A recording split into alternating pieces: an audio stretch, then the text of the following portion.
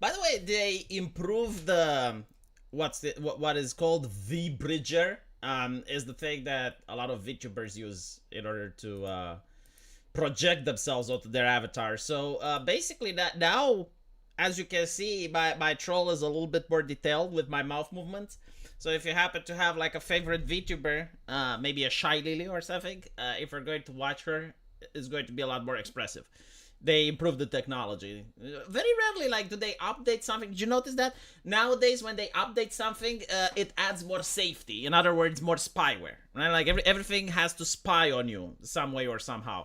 It's very rare that when they update something, it's actually good. It's a better product. I mean, think about Windows. Like the last Windows update. Like, what exactly does it add that the previous Windows couldn't do? Nothing. You know, it gives you more ads. It spies on you, so it knows your habits more, so that it can feed you more ads. It actually has like the terms of service saying that if you type anything in Microsoft Word, it belongs to Microsoft. I don't know how many people are aware of that, but that's in their TOS. Yeah, like usually you don't get a better product, so it's very rare. And now that I actually see it, it's just bizarre. Let's talk a little bit about Russia. Yes, Russia with Tucker Carlson. Everyone is fuming. The European Union is fuming. The Americans are fuming. It's interesting because Putin has been interviewed by many other journalists in the past, and we both know that if it was like someone from CNN or MSLSD interviewing Putin, no one would care, right? Like no one from the European Union would have any issue with it. It's just like, this is how the public is being trained now. You have like the corporate media, which are the only journalists, and they are the only ones protected by free speech, and they have rights that go above that of the citizens. They're kind of like the clergy, the priesthood in a medieval society. Like, they're the ones that are the shepherds of the citizens. And then you have like, the wannabes. And if you're not in the club, right, if you're not for the multi-billion-dollar company, then you're a wannabe. You're like a street preacher or someone like that. You know, like someone that if he's becoming too inconvenience, you call the cops in order to shoo him away. That is the solution. That is the thing, right? In reality, if you look actually at the American Constitution, they talk about the freedom of the press. But what they mean about the freedom of the press, and you have to study a little bit of history in order to understand it.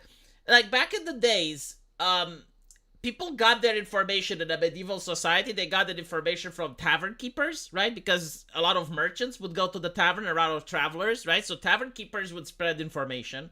Bards, like if there was like some battle or some epic saga or something, like bards would be the one that relayed information.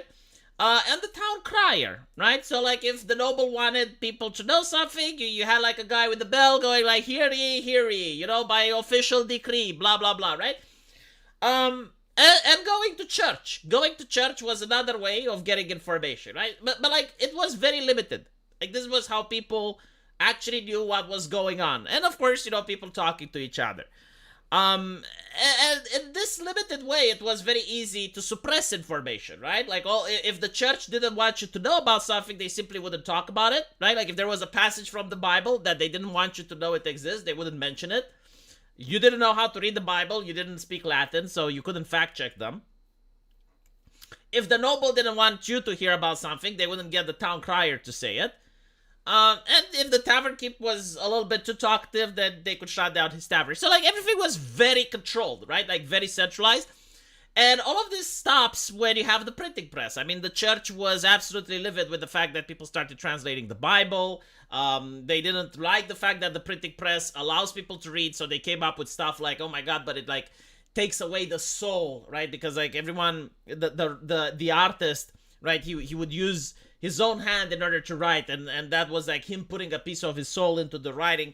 They had like all these type of bizarre arguments, like trying to fight against it.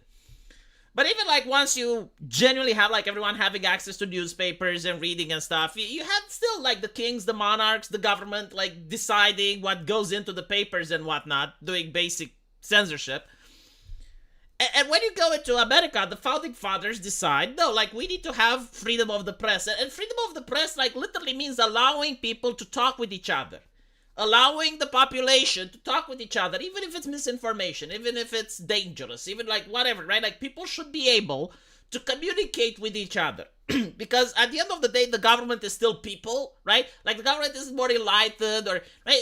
It's still a group of people that have their own interests in mind, that have their own visions of society, right? So why should they be on top of the actual citizens? So what ends up happening is that you have like the freedom of the press.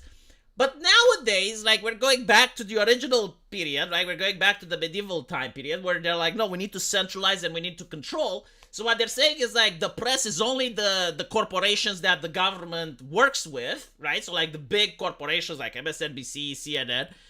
And the average person that does press on his own time, like Tucker Carlson or Steven Crowder or Alex Jones, right? Like, these are the street preachers. These are the nobodies. These are like the inconveniencers, if you will. Right? So these are the people that the government finds inconvenient, and they tolerate them. But the moment they start going out of line and start talking about things that the government doesn't want to talk about, all of a sudden they become a danger to society. So, this is the situation we're in, right? Where you have like someone that's not authorized, like Tucker Carlson, getting an interview from Putin. Now, take into account that it's true to a certain degree that there have been many journalists in the West that wanted an interview with Putin, but Putin didn't give it to them, right? So it makes sense. Like, world leaders, they are aware of this thing called optics. And they know that if they got like an interview from The Guardian or from BBC, they would have been rude, obnoxious, repeat the same question over and over, interrupt, right? I mean, we've seen the interviews from MSNBC, right? The interviews from MSNBC don't even let the guy talk. Like, I was absolutely shocked when I saw my first interview, because I usually don't watch Romanian news. But I saw an interview with the lawyer of Andrew Tate, right? And this was like a female Romanian journalist. She was like pretty old. I think she was like 65 or something like that. She had glasses. And she was just allowing the man to speak. And that was like so bizarre, because I'm used to the Western way of doing journalisming, where they constantly interrupt and interrupt and interrupt. But not like the Romanian way was just letting the lawyer speak. And I think she interrupted once or twice. But the thing is, like, she considered the audience to be intelligent. Like, she considered that the audience is going to listen to the lawyer and they're going to do their own investigation, because they're grown adults, right? Like the same way that when you want to buy a house, you're going to investigate it and make sure that the seller isn't trying to swindle you, or when you want to buy a car, you're going to make your investigation, right? Because you're an adult. So too, when you watch the news, you're supposed to investigate and not just allow the journalist to spoon feed you the information. So, Tucker Carlson allowed Putin to speak, right? And if you go online, there's like comments, like where people talk and they're calling Putin out on the things that people disagree with. Like, there were historical things that people didn't, like, they're saying it didn't happen the way that Putin said it did. And by the way, like, this is almost always true, right? Like, when you have like two nations that are in friction with each other, there's going to be like two sides of history. Like when it comes to Transylvania, because they talked about it in the interview, right? The Romanians have one version of history for Transylvania. The Hungarians have a different one, right? Like, which one is right and which one isn't. All I can say, it's very interesting that the Romanian history benefits Romania while the Hungarian history benefits Hungary, right? So it's kind of like that. Like different governments have different historians, and they are invested into promoting the historians that will have a narrative which benefits the nation state. Like that, it is what it is. So people were calling out Putin when he was saying stuff that they didn't agree with. But other than that, it was a very interesting interview. Legal analysis, please. Wednesday, Hawaii Supreme Court ruled that the Second Amendment rights do not extend to Hawaii citizens, citing a spirit of aloha in ruling. I do not know what that is. What do you mean, like, Second Amendment rights? Is the Second Amendment rights the one with guns? Like, you're not talking about the First Amendment rights. I don't know, Bangs. I'm sorry. Like, I wanna get into it, but it's a little bit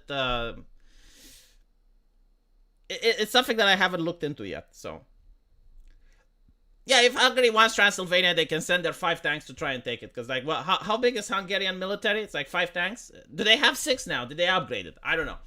But still, they whine about it a lot. It's interesting that they're really upset because, like, the Romanian Hungarians now, they do not hate Romania as much as, the previous generations. Like they do not have like this Hungarian nationalist spirit where they're like, no, we want to secede, we want to rejoin Hungary. They don't do that. So the new political groups are upset. It's like, well, why are the Romanian Hungarians integrating? Why do they like Romania?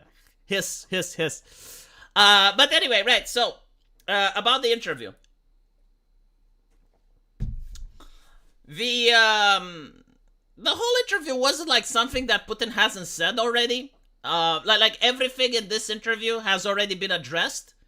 I don't believe that there was anything that could be considered new information, right?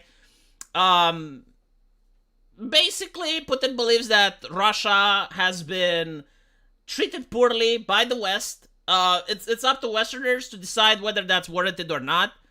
I do want to say, you can't have the Soviet Union, right, which was a tyrannical state at the time, the world's largest prison, by the way. A lot of people refuse to admit it, but it's true, right? You couldn't leave the Soviet Union. A border which keeps people out is a border, right? But a border that keeps people in is a prison. The Soviet Union was the largest prison on earth. Like, people couldn't leave the Soviet Union if they wanted to. Human rights abuses, tyranny, complete suppression of... I'm not even going to say human rights, but like complete suppression of the spirit. You weren't allowed to pray, right? Like they had state-mandated atheism. The government fucked up many times, creating famines and suffering. Like even when they didn't want to hurt people, they hurt it by accident simply because of the way the Soviet Union was structured, right? Horrible thing that happened. And just because, like, all of a sudden you say, well, we're changing our minds, we're capitalists now. It was never about capitalism, like, people don't fucking trust you. You can't have, like, hundreds of years of history of oppression and that type of thing, and then all of a sudden expect, well, we just want to be welcomed with open arms now. No, the thing that Putin didn't say, and obviously, like, Tucker Carlson wouldn't be able to bring it up, but this is, like, one of the questions that I would ask for him, why do so many nations want to join NATO, though? Because I understand, like, the Americans may have a beef with the Soviet Union. The Americans may have a beef with Russia, which, like, you may say that's not justifiable because it's been so many years since the Cold War, and it's like, okay, fine. But why do Eastern European nations, why do your neighbors, at the end of the day, why do they want to join NATO? Why does Poland dislike Russia? Why does Romania dislike Russia? Why do all of these nations that border you have beef with Russia? You can't blame the CIA for every single nation on the earth. Like, all of your neighbors in Europe do not like you. And there is an answer for that. And then, you could have, like, Putin go back in history, because he seems to be a history whiz, and he knows, like, what happened. And he can go back to the thousands of years that Russia has extorted these nations. Like, if you don't know, we actually, Romania, had to pay the Russian protectorate. It was a protection tax that we paid to the Russians so that the Ottomans don't invade. And while we were paying protection tax for the Russians, we were also paying for the tribute for the Ottomans, right? Constant deals that they went back on. Like, there were constant accords and deals that we made with Russia, and then they turned their back on us. They stole our treasury. During World War I, the Romanians, like, we gave our treasury to the Russians for safekeeping because we were being invaded. Turns out they stole it. They didn't give it back. It's like complete, like all of these things that they have done constantly, just nonstop. And this is why, like, most countries here in Eastern Europe do not trust the Russians, and why we want to join NATO. It's not, because of the Americans. It's also due to the fact that we have been mistreated for thousands of years throughout history. And it's not just the USSR, it's even before that. Even when you had, like, the Russian Empire, and even before that, like, constantly. So, if your nation is going to behave poorly towards its neighbors, don't go pick at your face when the neighbors are forming military alliances and they don't trust you and they fear you. This is pretty much what's happening. It's like Eastern Europe fears Russia, right? So Russia goes, it's like, well, we don't want a border with NATO. It's like, yeah, but, like, Eastern European nations don't want the border with Russia either. So, that is groupthink V. Well, we're talking about international politics. International politics, by definition, is groupthink. Like you can't, and it's not just like groupthink, as in, I mean, you form your international politics based on what your citizens are thinking, right? And I just want to point out, like, my grandfather, for example, managed to avoid getting deported to Siberia. Like, this was after World War II, when the Russians started mass deportations, and they would just, like, take people off the street. Like, if they found a man from the street, they would take him under, the Red Army under guns. Like, this were civilians. They weren't soldiers or anything. They would lock them in a park, and then get as many people as possible, and then ship them onto trains into Siberia. So my grandfather was placed in the park. It was Park Opo in my city. And he managed with another guy to escape. Like, he was saying, like, look, if we try to escape, they will shoot us. But if we stay here, we're going to be sent to Siberia, and then we're never going to return. So he actually managed to jump the fence. But it's like stuff like that, like, it's very fresh in people's memories. You're getting stories from grandpa or grandma. I mean, a lot of grandmas here, they talk about when the Red Army came and they were raping people. And basically, they would pretty much, like, spare only women that had, like, a kid. So like, my grandma was saying that her mom was constantly walking with her on the hand. It's like these type of stories that foster a certain grievance. And these grievances stay, because it's not like it happened like 300 years ago. It happened to, like, my grandparents, right? And then my parents talk about the Soviet Union, which, again, like a beautiful culture that was brought here by the communists, which came from Russia. So, like the counter-argument is usually, well, yeah, but like Romania, you guys joined the Nazis. You guys joined the Nazis, so you deserved it. And it's like, yeah, but like before that, we tried to remain neutral as a country, and Russia took Bessarabia from Romania. It literally just took a big chunk of its territory. It was like, okay, well, you're kind of forcing us to join another military alliance against you guys. So it's kind of like that, like Russia keeps saying, oh, well, all these Eastern European nations, they joined the NATO. You kind of forced them to. Like, you took their land, you were pushing your politics upon them, right? So if Putin wants to talk about history, I mean, it would be interesting to see him talk with an Eastern European journalist that knows a little bit about history as well. So all these countries you mentioned are being occupied by the USA. That's why they want to join NATO. Are you afraid of Russia?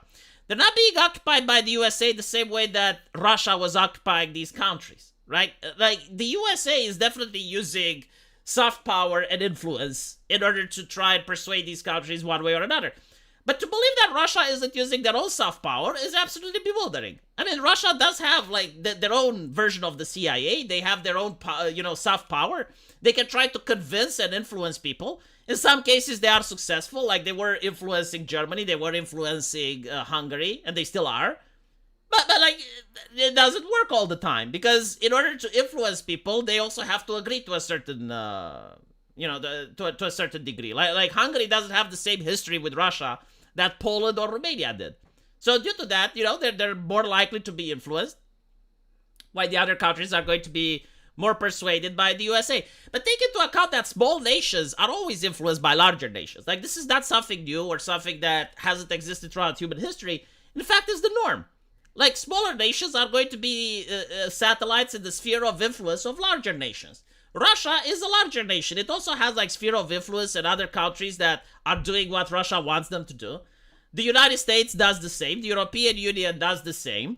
But in some cases, it is bizarre to manage to persuade a country that's at the border with a large nation by another power. So, for instance, imagine if Russia managed to persuade Mexico or Canada. It can't. The reason it can't is because the United States has good relationships with Mexico and Canada.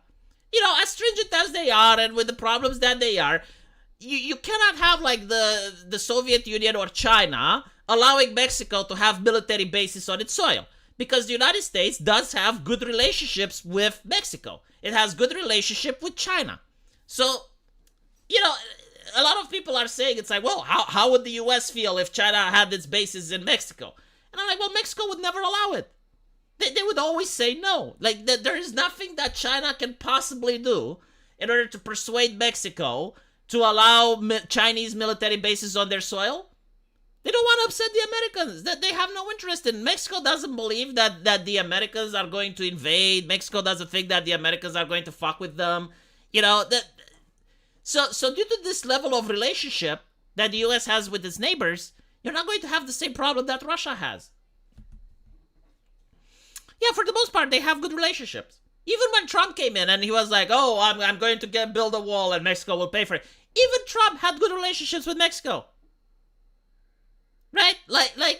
Sure, like every now and then you have like some bad economic deals, or, you know, maybe like the United States may take advantage of Mexico, and other times I'm sure that Mexico takes advantage of the US. I mean, the whole thing with the cartels and the drugs that go past the border, right? Like that, I don't think that's happening without Mexican government approval. But like all in all, it's nowhere near as bad as the relationship between Poland and Russia.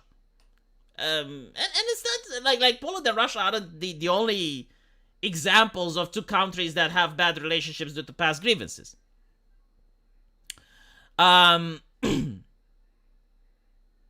Anyway, how does it benefit the Finnish people? The Finnish people also had like bad history with Russia.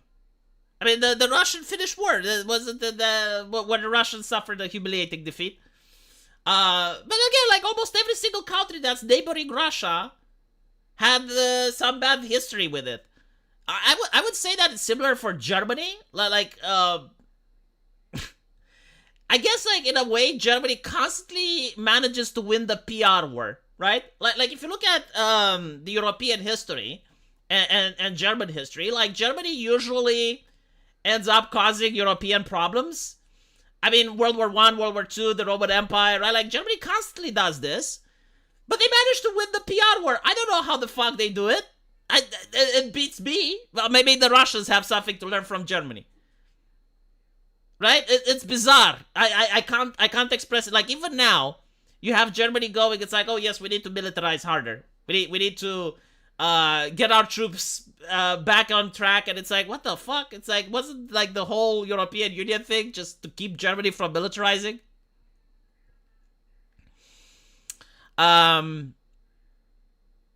It is bizarre. Anyway, right, regarding the interview, is the Russian behavior the result of the Mongolian Empire? I don't know why it is.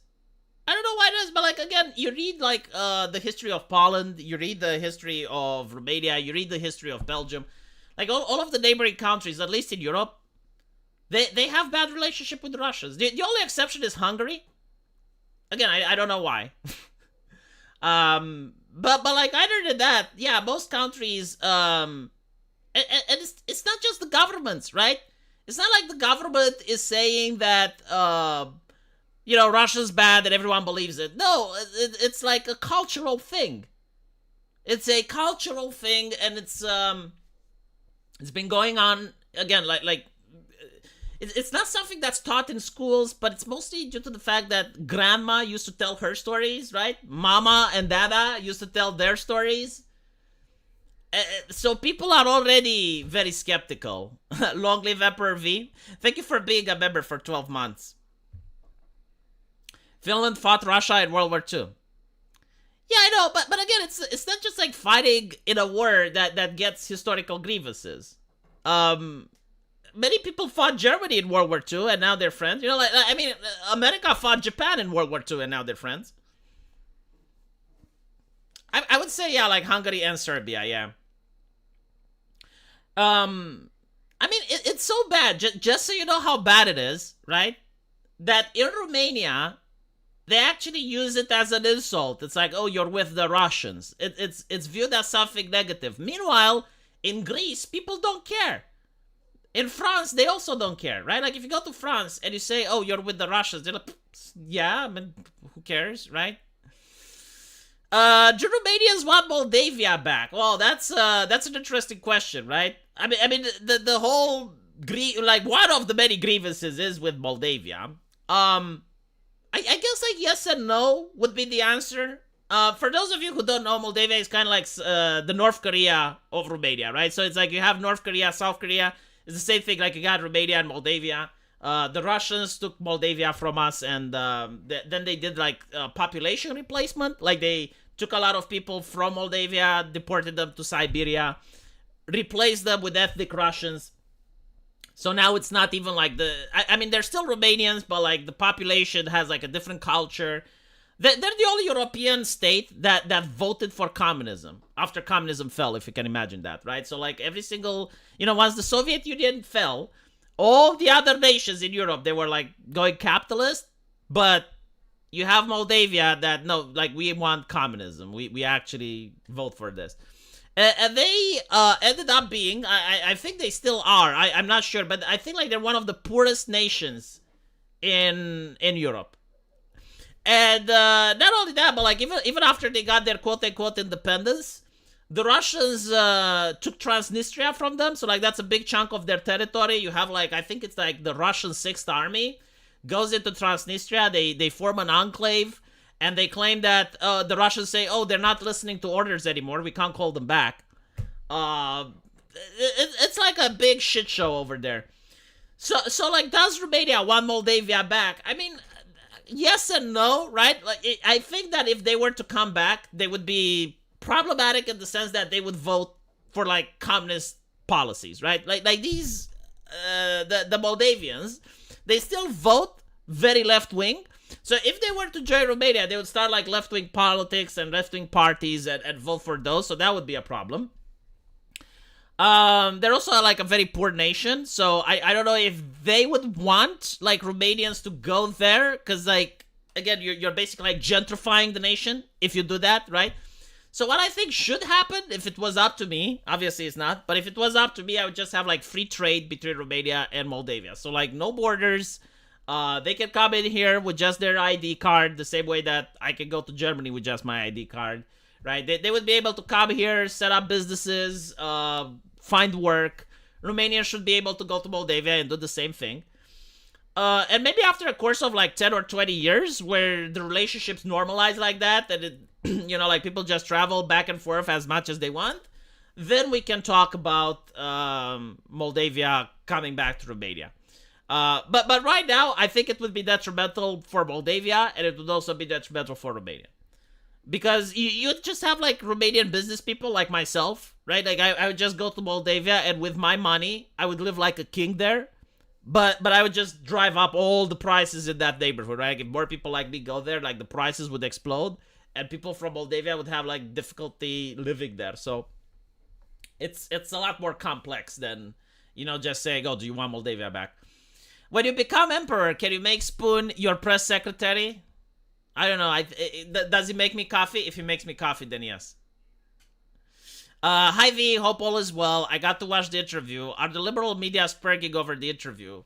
Has the editorializing started? Surprisingly, not so much, because they can't really bitch about it. Like, there wasn't really that many bad things that were said, and nothing that Putin said wasn't something that he said already, right? So it wasn't like surprising from that point of view. It's interesting to see that Putin does believe in a deep state. It's interesting to see that he's basically saying that, hey, like I'm trying to make the peace negotiations, but they're not happening, right? Because Boris Johnson said that they shouldn't happen. So that's actually, I tend to kind of believe it, because the timing does fit. I remember like before Boris Johnson went in, it was like the Ukrainians managed to push off the attack on Kiev. And I actually expected like maybe some peace talks to happen after that, right? It's like, well, the Russians tried, they didn't manage. So maybe we're going to see some peace talks. And there were peace talks, and then they failed. And it may have failed because, well, according to Putin, Boris Johnson went in there, right? So the Brits went in there and they said, don't sign the peace negotiations because we're going to support you. We're going to give you weapons and shit. So it is possible, yeah. I don't think that the Western objective is to try and bleed Russia. Like I think like their objective is to try and prolong the conflict for as long as possible, because number one, it's profitable for the West, and number two, you're basically causing attrition to Russia, right? If I was to look at this like from a geopolitical point of view, I think everything is about Taiwan. Taiwan is now one of the countries in the world which is in a very bizarre position because it creates 90% of the chip manufacturing. So all the computer chips that are coming, right? Everything that goes in your smartphone, in your TV, all the GPS satellite, everything is made with chips that come from Taiwan. So if Taiwan was to be attacked and China would control the chip manufacturing, it would de facto become like the world's superpower. But more likely it is that all of the factories would just be leveled, right, in the attack. So basically you'd have a massive shortage of chips, which would push us back technologically to the 60s. So many jobs that rely on chips would become obsolete. Everything that has a chip would become incredibly expensive. You'd have inflation unlike the world has ever seen before. You would have economic collapse everywhere, right? So like everything is about Taiwan. Not to mention, Taiwan is also a strategic place. A lot of trade happens through Taiwan. It also allows striking distance to Japanese bases and interests and American interests in the area, right? So China really wants Taiwan back. They are making it public, like they're always having like all these military exercises around Taiwan, and they have like public statements that they want reunification, right? So the question is like, is China and Russia going to ally with each other? And I think like the West, like America, wants to prevent that from happening. They want to make sure that Russia is in checkmate from joining with Taiwan because like they don't have the resources and the manpower. And if China does something, like they would be dissuaded knowing that they don't have any ally in this race. So this is what I think the whole Ukrainian situation is about. Again, you know, like I may be wrong because I'm not there. I don't speak with any of the high-ranking officials. But this to me, as a person looking at the geostrategical position, it makes a lot of sense. Maybe they should invade it. I mean, if they invaded, it would start World War III overnight. And PlayStation 6 wouldn't happen, yes. Hello, Reigning Terror. Welcome to the show. This is also why Europe and America are trying to build as much chip factories as possible in the last 2 years. Yeah. So the thing with the chips, it's not like building cars or any other thing where you can just set up the factory and you do it. From what I understand, like we are making chips right now that are so small in size, we're actually reaching the limit of what's considered possible, right? Like we're reaching the limits of physics. That's how small we are making these things. So in order to like make the chips, you need to have like very specific machinery, things that, for instance, like a single speck of dust can destroy a computer chip. So you need to have like the machines that build the machines that build the machines, right? Like you just have like stuff that makes things like smaller and smaller. So you need like the technology, which is very specific. You need to have like the staff that is trained in order to how to operate these things. So it's very complicated. And then even if you have the European Union and the United States making their own chips, right? Like if you have like your own factories that can build these things, even then, like Taiwan is still a very important region due to the trade that happens there, due to the strategic importance of it. So yeah, you know, like any attack on Taiwan would probably trigger World War III. Chances are Japan and South Korea would get involved. Chances are India would take the opportunity to get involved. It's very unlikely that the US would stand idly by. It would be a major shit show. And not to mention, the way that analysts are predicting this, it would probably be just like launching barrage upon barrage of rockets and leveling everything. So by the end of it, all the personnel would either be dead or have fled. All of the factories would be leveled. All of the ports would be destroyed. It would take at least 5 to 10 years to rebuild everything.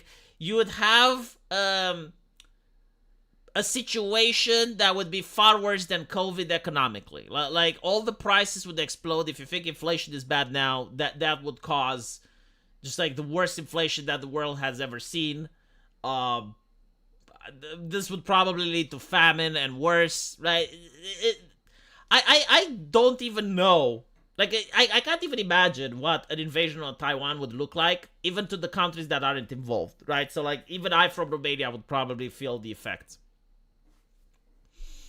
That was true. I clearly remembered that meeting because Boris immediately got on a plane and went to Ukraine to tell Zelensky he better not take the peace deal. Yeah. so they didn't talk about it on air, right? Like Boris didn't talk with Zelensky about what the visit was about. But I remember like everyone was shocked that Boris actually has the courage to go to Ukraine, because take into account that, you have like a prime minister going into a place of war at the end of the day, into a capital that was getting bombed last month. So I do understand, like why everyone was talking about it. But the surprising thing is what they talked about. That apparently it was like, well, no peace deal, right? So now allegedly what they are talking about is wanting Ukraine to get Crimea back. And the problem with that is that while I do think Ukraine should get Crimea back, Russia would probably not give it willingly, and at that point, Putin insinuated that they may use nukes. I generally don't know. Like, I don't think anyone knows what would happen. But I mean that's where that's where things are moving. So right now it's a stalemate. Like looking at the conflict, it does seem to be like a trench war of attrition. If it's a trench war of attrition, I don't think Ukraine can win. Simply because of the numbers. Like, it's mathematically impossible. There's more Russians than there are Ukrainians. And, this type of war of attrition can even last for like 4 or 5 years. I mean, it looks like a forever war. I do know, I think I heard that Zelensky does want some peace talks. Like, they were talking in Switzerland about it. So it remains to be seen. I think the West wants this to keep going, right? Like, I don't think they care necessarily, like, who wins, as long as it lasts. So I think, like, the West just wants to prolong this as long as possible. If their nukes even work, I mean, come on, they have hundreds of them. It only takes one. It's not... I get the meme, right? Because, like, a lot of Russian equipment didn't work. A lot of stuff wasn't up to par. But at the end of the day, if you're talking about nuclear weapons, it only takes one to do colossal amount of damage. Ukraine made it illegal to make peace with Russia. Also, America wanted to give the final weapon to Ukraine to stalemate Russia and break them up and go after China. So okay, this is what I heard. First of all, making it illegal to make peace with Russia, that's not really how it is. That's how Putin pulled it. But it doesn't, it's not like that. What he basically said, right, and this is normal, like this happens in every country that's at war. It's not just in Ukraine. They're making it so that no general from Ukraine, right, military personnel or politician, can try and make peace with Russia behind the high command's back. Just 1 second.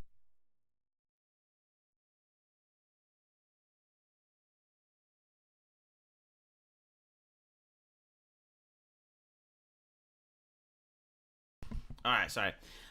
Yeah, so it's basically, imagine you're in World War II, and the United States says that no general or military personnel or politician is allowed to negotiate with Japan while the war is going on. And I think like that there may even have been such a thing, right?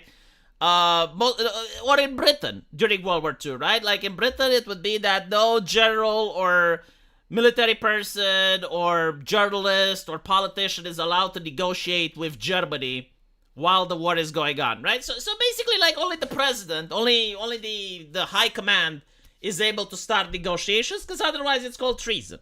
And it would be treason, right? Like, again, imagine World War II, right? You have the bombings of London, and then you have, like, a British officer, right? Like a British general or a British politician, having like a secret meeting with the Nazis to talk about terms of surrendering. Like, you definitely see that as treason, right? So, like, what's happening in Ukraine, that is not out of the ordinary. Like, all countries have that, and I think Russia has it as well. Like if you were a Russian general, or Prince Gonin, or anyone, right, and you're starting to have talks with Ukrainians about surrendering and stuff, that would be treason, right? Like, it's both ways. It's not... But I think, like, Putin knowing how to talk to a crowd and try to impose his point of view, try to sell it as like, well, it's illegal for the Ukrainians to make peace with us. It's illegal for the Russians to make peace with Ukrainians as well. Like, if you're not Putin, if you're not with the Russian high command. You can't open negotiations. Anyway, right. Regarding what else Rating Chair said, giving the final weapon to Ukraine, I have seen articles where there were people from the Ukrainian high command saying that because the West wants the war to go as long as possible, they're only giving them enough weapons to resist the Russians, but not enough so that they can win, which may actually be true. So again, like from what I can see, the reason that the West is fighting is to prolong this for as long as possible. And if you're looking at it like that, yeah, they don't want the Ukrainians to win and go into Crimea, but they don't want them to lose either. So like they're giving them enough ammunition and enough weapons just to last so that they can prolong the trench warfare. I was sent a meme. What meme was I sent? I refuse to watch the meme. I love it. Okay, I'll probably show it on Twitter. Anyway, right. Endless grift exploit. I don't know. To be honest, you know, what this shows me the most is just what a psychopath you need to be in order to be a politician.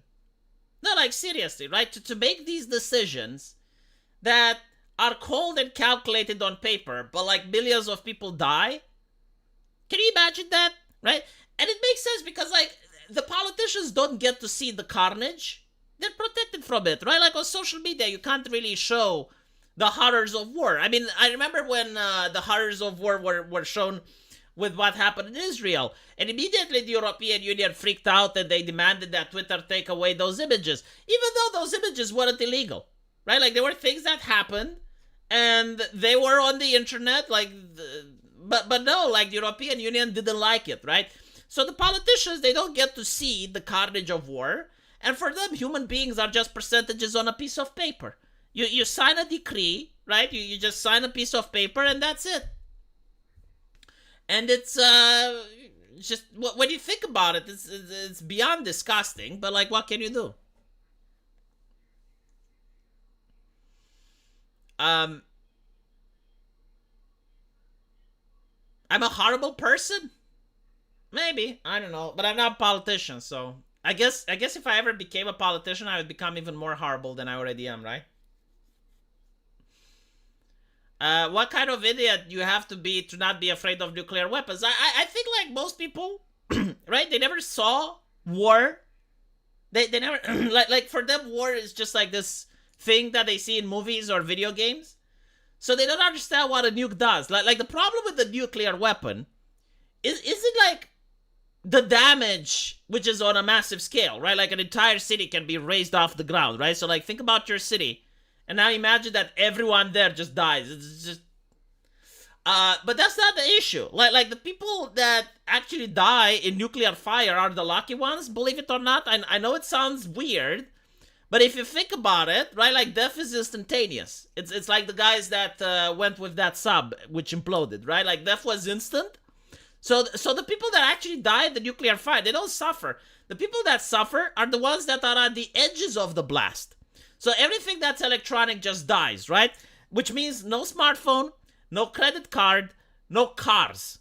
Now what will happen in that situation is that, first of all, like the roads are blocked, completely blocked. It may take weeks, if not months, for the government to actually be able to reach you because like everything is blocked, right? You can't get food anymore because the supermarkets will run out. The supermarkets, they do not have the ability to have electricity, which means that all the food in the supermarket spoil. So if you have like an electric house, if you have like an induction stove or something, that doesn't function anymore. If you, like you can't call your family, right? Like you can't call your family if they happen to be in a rural area or something. You can't contact them. And even if you can, you can't travel to them. Because again, like no cards. Hospitals don't work because the EMP just fries all the electronics. No utilities whatsoever. You may not even get water, and the water you get may be radiated and contaminated. Like the idea of what like a nuclear weapon does is unfucking thinkable. Like what it can do to modern technology is just the worst thing imaginable, right? So you have individuals that have no fucking idea about it because they haven't even thought it through. Like they think maybe a nuclear weapon is like in the movies, you know, like it goes off somewhere and then life goes back to normal. And to be fair, in Japan, that was closer to the truth, right? Because like if you want it in Hiroshima, if you want it in Nagasaki, if you're on the edges, the worst that could happen is that you get radiated, right? So you have like a rain which comes over and radiates you, right? But in a modern society, no internet, no phones, no utilities, no cars, no nothing. Everything stands to a still. Everything in society is banked on the fact that there is food in the supermarket. There would be no food in the supermarket. Like it would be like very difficult to imagine about the damage that one of these things can do. I think like some cars can work, yes. Like so like military gear, if it's built to withstand an EMP. And there are like some cars before 1990 which yeah, like they would work. But other than that, nothing would work, right? So imagine like you're in the middle of winter as well. Like your heating doesn't work. You're freezing inside. There's no water. It's oh my god. The world will survive and civilization will survive. I mean, yeah, like people went through famines. People went through a lot of shit, right? But take into account that it changed their lives forever. I mean, the people who survived Holodomor, they're not they're not happy with their life, you know. I mean, the people who survived World War I, they were called the lost generation. So, like, yeah, no, like, people survive, life goes on, yeah, but the generation that survives it is kind of fucked. Like, it's harrowing things to go through such an event. Wonder if that's why the EU want to get rid of old cars. Nah, I don't think so. Not to mention, like, they could just make new cars that are resistant to EMP. I mean, the military has them, so. I've been spending most of my evenings trying to work out how to change the locks of my flat to keep the crack set out. Why is it difficult to change the locks on your flat? Like, don't you call a locksmith and they just do that in an afternoon? It's not like in Fallout. We have no Rad-X, Rad-Away, no Pip-Boy. It's not even the radiation, right? Like, I'm not even talking about the people that are direct affected or the people that get radiated, right? Even though that is also a problem because you have, like, rain, clouds. You don't know if the water is contaminated. The radiation isn't the big problem. The big problem is the loss of infrastructure. Like, everything that society relies on in order to survive goes away. I will tell you something else. Doctors nowadays do not know how to do medicine the same way doctors like 40 years ago used to do. So like 40 years ago, doctors were trained to do medicine without the technology that we have access to now. Now, no doctor knows how to put a diagnosis without an x-ray, without some blood samples, without, right? And you wouldn't have access to those, so. You open the door, open the lock, take a screwdriver, take out the screws at the main pin, take out the lock, repeat in reverse with the new lock. Yeah, I don't know like why that would be difficult, changing the locks, I mean. The Russian joke is that if you see a nuclear blast, you should stretch your arms forward so that the metal from the melting rifle would not drip on your state-issued boots.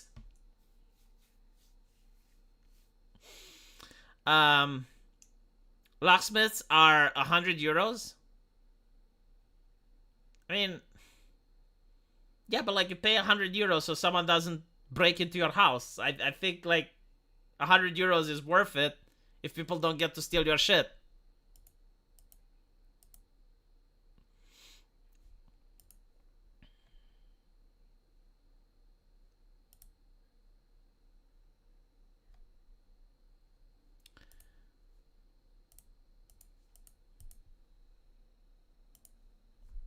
There's a specialist for operating each of the machines in the hospital.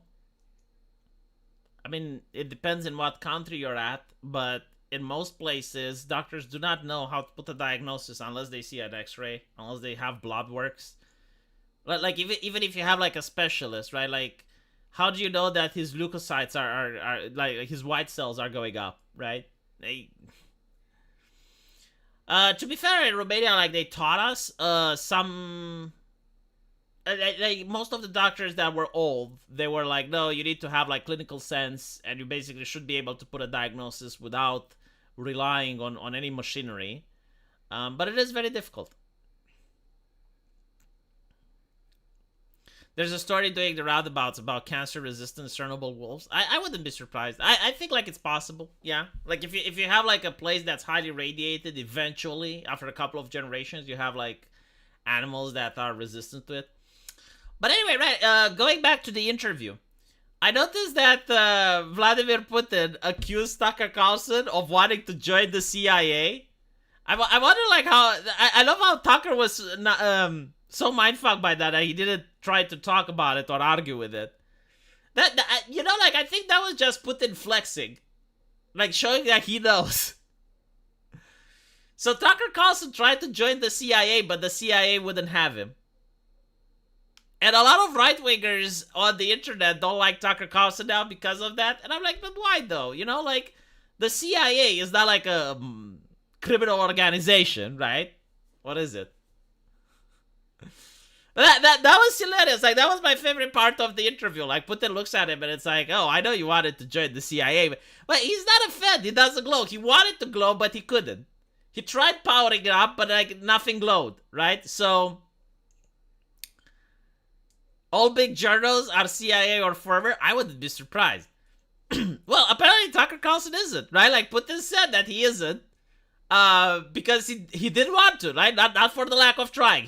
The will was there, the heart was willing, but at last he didn't meet the requirements. He didn't went into why, but it was absolutely hilarious.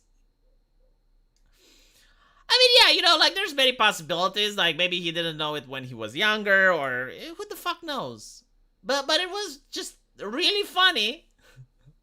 When Putin goes, it's like, yeah, the CIA. I mean, I know you wanted to join it at one point, and it's really good that they didn't let you in. He was not worthy. Yeah, he wasn't CIA-able. I have no sympathy for the Russian government, but I give a shit about the people of Russia, of Ukraine. And honestly, here in California, yeah, I'd rather have a guy like Putin. But the thing with Putin, right, like he's such a different statesman. I haven't seen any American politician, like imagine Hillary Clinton actually talk about important stuff from America's history, like you said, you know, like talk about Operation Paperclip, Agent Orange, right? Like I remember like there was like Hillary Clinton actually giving a speech, and someone started criticizing her and bringing up like American historical facts, and she's like, oh yeah, your interpretation of history is very interesting, but like she didn't want to engage with it, right? I think she was talking about homosexuality in Uganda. Like, that was more important. I'm not even kidding. Like there were, like, this, the event. I don't know what exactly was it about, but they were talking about LGBT issues in Uganda. So literally, Hillary Clinton was there to talk about homosexuality in Uganda. And this guy, you know, from the stage, challenges Hillary with like, the most interesting shit ever. Right, like he brings accusations about American history and American past, and she's like, no, we don't get to talk about that. We're going to talk about butt sex in Uganda, and I'm like, anyone, okay, any person can talk about butt sex in Uganda, right? Like any person that's over the age of 16 has the knowledge and the capability of talking about butt sex in Uganda, but like. Very few people actually do have the knowledge and ability to talk about American history. My 2 cents, he was flexing since he was in the KGB. He was definitely flexing. He was 100% flexing, yes. It was the most funny video that I have seen, and she was like so pissed off that this young man is challenging her authority. Oh, the monkeypox. I love the monkeypox. It was Uganda making being gay a crime. Yeah, but like, do you really need Hillary Clinton to tell you why that's bad? You know, like literally anyone can come up and say, yeah, you know, criminalizing homosexuality in 2023. Yeah, that's not kind of cool. I mean, People can't help, if they like Butsegs, they like Butsegs. There's nothing you can do about it. You don't need Hillary Clinton to come over. Like what exactly can she add to the conversation that was never said before? What exactly can she possibly say that hasn't been said already? Like, is she going to offer a different point of view? Is she going to say something? No. It's like literally everyone knows what her stance is on the Butsegs in Uganda. I know it. It's probably the same as mine. It's fine. We don't need to listen to that. It's boring. It's like, going to the church and listening to the gospel, but without the spirituality. The monkeypox thing was absolutely hilarious because people know how monkeypox is transmitted, right? And when you had like kids showing up in school with monkeypox, it was time to raise questions that the journalists didn't feel like raising.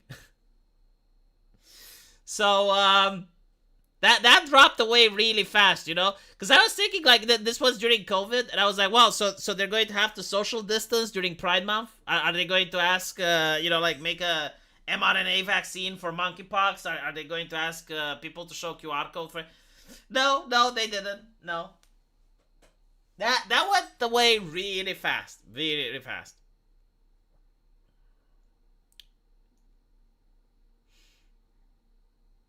Jonathan Price hates me on a deep personal level. Well, that's unfortunate. Are you ready to conscript? Romania doesn't have conscription, to be honest. And this is why I don't want to border Russia, is specifically because I don't want conscription. The horrors of war is something really awful. I can't stress it enough. And the problem is that most video games and movies, they make war seem heroic. And I'm not talking about, like you're playing Call of Duty and you're no, like the story, right? The story seems really cool. Everything is, look at the heroism. There's no heroism. What is boring 90% of the time? Like, unironically, it is fucking boring. Like, you stay on watch. That's what you do. You're staying on guard, right? So you're in the trenches and you stay. So 90% of the time is boring. Then you get maybe like 5 or 10 minutes of action, during which you may die or survive. And on top of that, most of the deaths can also, like, are from artillery. But after that, you die from diseases, illnesses, hunger, starvation. There's also like the possibility that there's no doctor available. The elements are also a problem, right? So like very cold weather. Romania doesn't have conscription yet. Welcome to the EU army. I've always been against the EU army, but like, what can I do? It's not something that you can change. It's not something that you can vote on. Anyway, right. I think this is the entire analysis of the interview. There's not much else to add. Tucker Carlson did ask for like the release of one journalist, and people are like, oh my god, the balls that Tucker has. This is something that is always done. I mean, every single time a journalist interviews a world leader, whether it's like North Korea or Russia, or they will usually like bring up, oh, there's this guy that's, like a prisoner, like wouldn't you like consider letting him go? And yeah, I mean, this has always been done. It's not something that Tucker did. Anyway, right. Let me know what you guys think. I'll see you in the comment section. So take care.